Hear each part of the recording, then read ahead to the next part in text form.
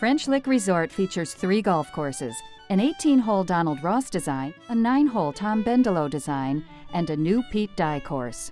Superintendent Russ Apple and Pete Dye talk about the challenges of building a course with drastic elevation changes and very unique bunkers. I built that course. Most people get confused what I do. I don't draw any plans, I just go out there and dig it out. We had a good crew down there, and lucky to find Russ Apple. Gee, Christmas, that was a whew. He made a course that can challenge any golfer, all the way from the novice all the way up to the championship tournament player. It was carved out of this hillside, and every goal was to have a view of all the vistas of southern Orange County. They call it Mount Airy. It's basically the second highest point in Indiana. I get a thrill when I go down there, and sometimes you're up there on that golf course and the clouds are below you, and you can see for miles.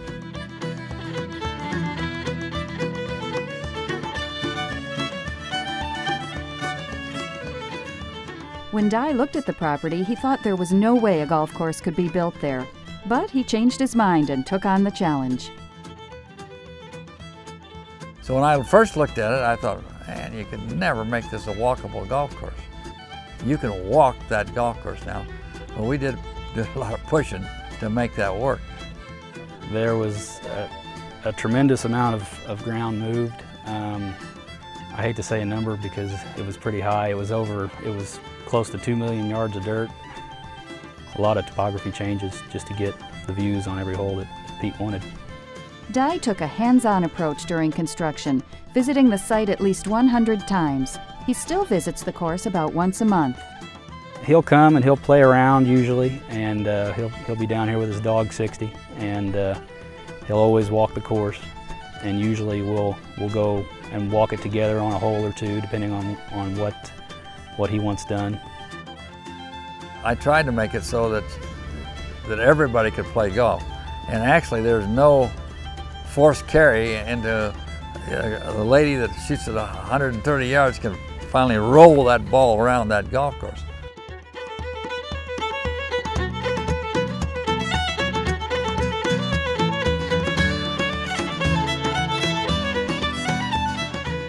Pete Dye chose to use the Penn Bents at French Lick, based on past successes with Tee to Green products. Well, we have A1, A4 on the greens. We have the Penn Eagle 2, Penn Lynx 2 mix on the fairways, and Penn Cross tees, or Penn Cross on the tees. We would go out with different kinds of starter fertilizers and ensure they were down before we seeded. That first fall, we were at a quarter for, I'm going to say, probably about a month, and we started to work it down to 2/10 of an inch, and then to 0.175, and pretty much right at an 1/8 before that first winter. We were down to just above an 1/8 of an inch. The roots were 6-7 inches easy throughout the profile.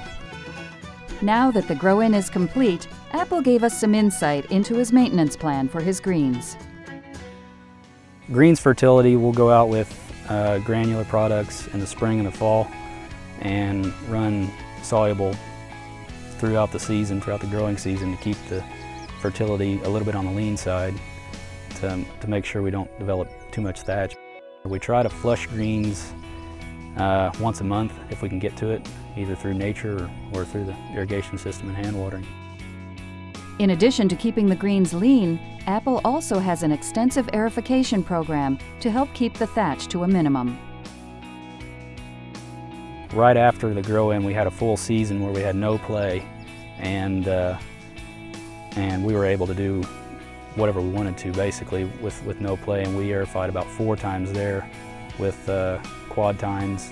We'll top dress about every 2 weeks, light top dressing, but we've got to keep that up, keep that sand in the profile.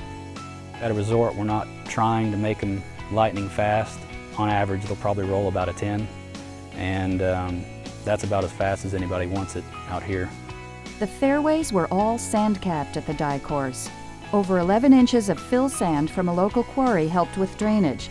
However, this created another issue. Some of the slopes on the fairways, we had to cover those with like a Curelex product to keep from erosion. We still had to make sure our fertility was spot on throughout the whole process, and irrigation as well. A lot of the days when the wind whips up after 1 or 2 o'clock in the afternoon, you better make sure you had it wet enough going into that, because when you turn the heads on, they'll end up shooting halfway down the hill. We water in conjunction with wetting agents, wall to wall. We make monthly apps of that. Well, people tend to love the fairways here. We try to shave them down and keep them firm and fast on the whole course, and we're mowing those at 3/10 of an inch right now. Penncross, a bentgrass standard for many years, continues to be a top choice for tees because of its recuperative ability. It's still a great bentgrass. It's been around for a long time. Our tees tend to take a little bit more water, and I don't think that's necessarily based on the cultivar difference, but the way they're built. I think we cap them with a little bit different sand. We use the greens mix sand to cap those with on top of the fill sand. They've all worked great here, honestly.